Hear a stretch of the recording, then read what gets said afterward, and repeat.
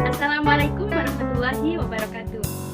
Baik, saya di sini akan memulai materi tentang pelajaran fikih berjudul macam-macam air. Mari kita absen dulu ya anak-anak. Ya, baik. Alhamdulillah semuanya hadir. Ya, sebelum kita mulai lagi materinya, kita akan bernyanyi lagu Indonesia Raya. Silakan berdiri semua anak-anak. Ya, silakan duduk kembali anak-anak. Selanjutnya kita mulai materi ya. Sudah pada tahu kan apa itu macam-macam air? Tidak semua air itu dapat menyucikan dari hadas. Ada 3 jenis air. Siapa yang tahu? Ada yang tahu? Angkat tangannya. Ya, kamu. Apa saja sebutkan 3 macam air? Ya, yang pertama air yang suci yang tidak dapat menyucikan. Yang kedua, ya, air yang suci dan dapat menyucikan. Ya, benar. Yang ketiga, air najis yang tidak dapat dipakai bersuci. Ya. Sedangkan air yang menyucikan artinya air yang dapat dipakai untuk bersuci dari segala macam hadas dan najis, baik di dalam di pakaian maupun di tempat seperti air untuk mandi, wudhu, dan mencuci. Air suci dan menyucikan disebut juga dengan air mutlak, yakni air yang bersih sejak awalnya. Nah, contoh air yang bersuci dan menyucikan ialah, ada yang tahu? Yang pertama apa? Yang pertama, air hujan. Yang kedua, air suci, air sungai, air laut, dan air danau. Yang ketiga, air embun. Yang keempat, air sumur.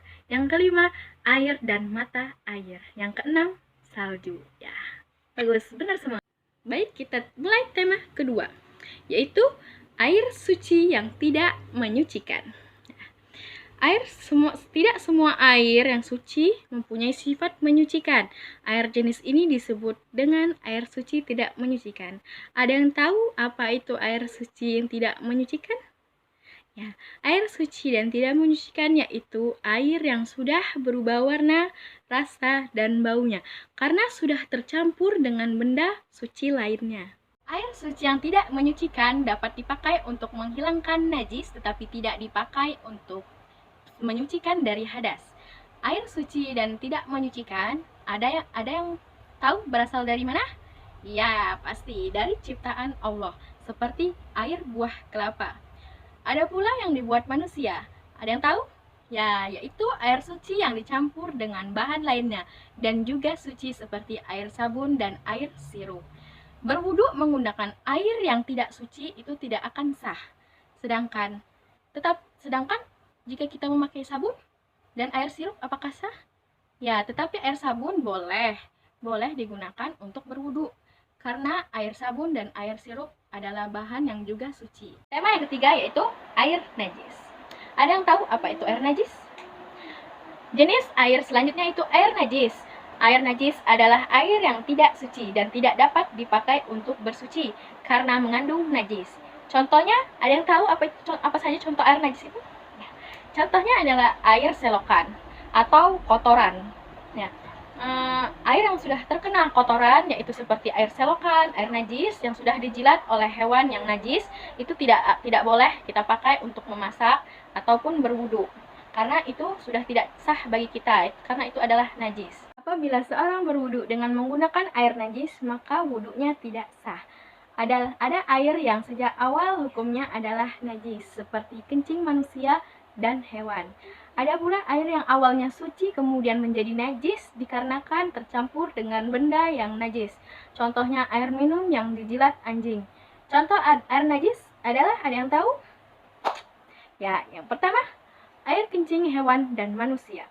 Yang kedua, air bersih yang dijilat oleh anjing. Yang ketiga, air kubangan babi. Yang keempat, air selokan yang kotor. Yang kelima, air pembuangan di WC. Yang keenam, air yang bercampur dengan darah manusia dan juga darah hewan. Anak-anak sudah pada paham kan tentang macam-macam air tadi? Ya, sebutkan sekali lagi. Yang pertama, air suci yang tidak dapat menyucikan.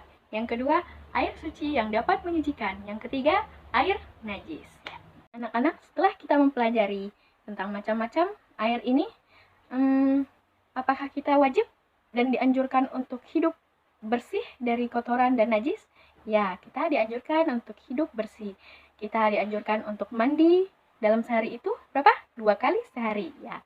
Dan kita juga harus selalu membersihkan rumah kita, membersihkan pakaian kita dari kotoran dan najis.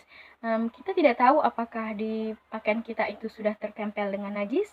Nah, sebaiknya kita mencegah dengan sering-sering mencuci pakaian kita agar selalu selalu bersih dan terhindar dari kotoran dan najis. Baik anak-anak, cukup sekian materi dari Ibu. Apakah ada yang ingin ditanyakan? Ya, kamu. Bagus sekali pertanyaanmu. Jika kita sedang sholat, kita memakai kutek, itu akan tidak sah jika kita berwudu, karena ditakutkan air wudu yang kita laksanakan itu tidak akan masuk dan menyerap dalam kuku kita karena terhalang oleh kutek tadi. Udah ngerti kan? Anak-anak, apakah ada yang ingin ditanyakan lagi? Ya, jika tidak ada, baiklah. Cukup sekian materi dari Ibu. Semoga bermanfaat untuk kalian. Sekian, terima kasih. Wassalamualaikum warahmatullahi wabarakatuh.